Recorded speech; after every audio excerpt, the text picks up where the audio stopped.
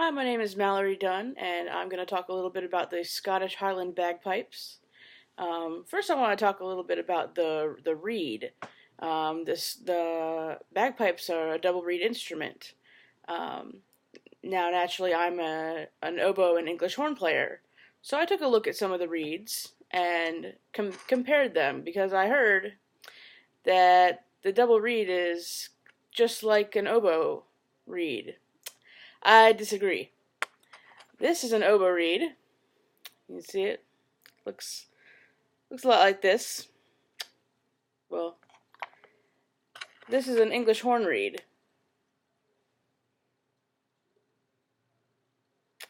Now, this this is a plastic reed, but the same size of a bagpipe reed.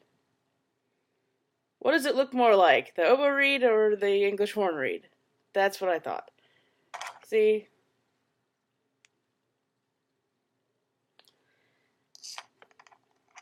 Now I'm not quite onto the bagpipes themselves yet, but this is called a practice chanter.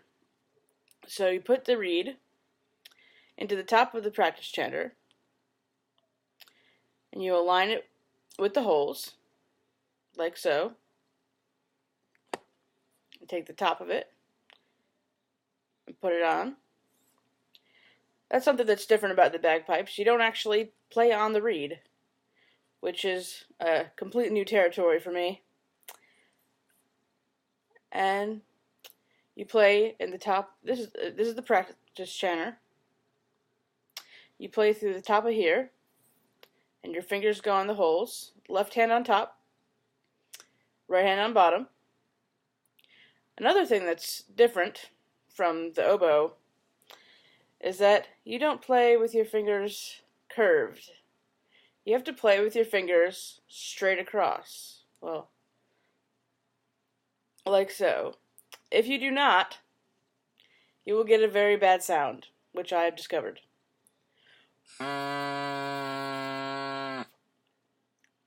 That's not what you're supposed to get. If you play with your fingers correctly over the holes, and with the right amount of air, you get... That's what it's supposed to sound like. That's your low G. The range goes from low G to a high A, like this.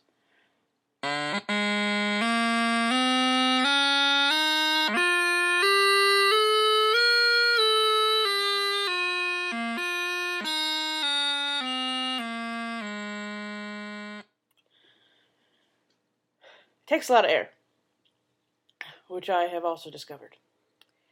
More so than the oboe, which I never thought would take more air than, So, another thing about the bagpipes is that they play a lot of ornaments.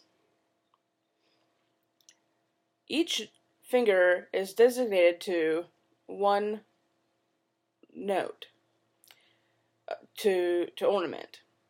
So if I lifted my left hand pointer finger, I would be playing a G trill.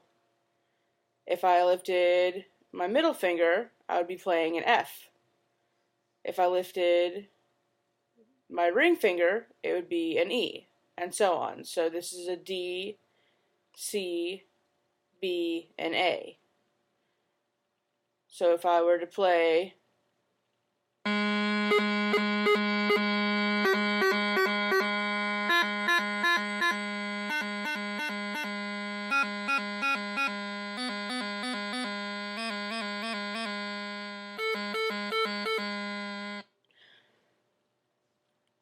and those are used all throughout all Scottish music.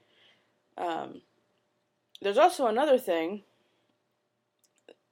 that is called the D throw, and that uses the D trill. So our D trill is right here, and you start on a low G, go to the D trill, and then goes up into the D, which is, this is a D. And it goes like this. but you play it a lot faster than that.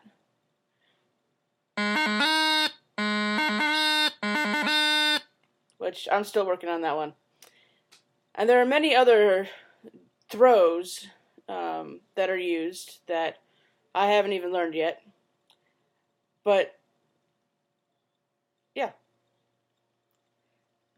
In the national anthem of Scotland, it's called Scots Wha Hae.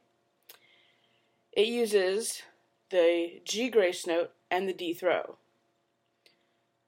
I've learned thus far the beginning of this national anthem. There are two separate parts to it: the beginning and the second part that I haven't learned yet. But this is the first part.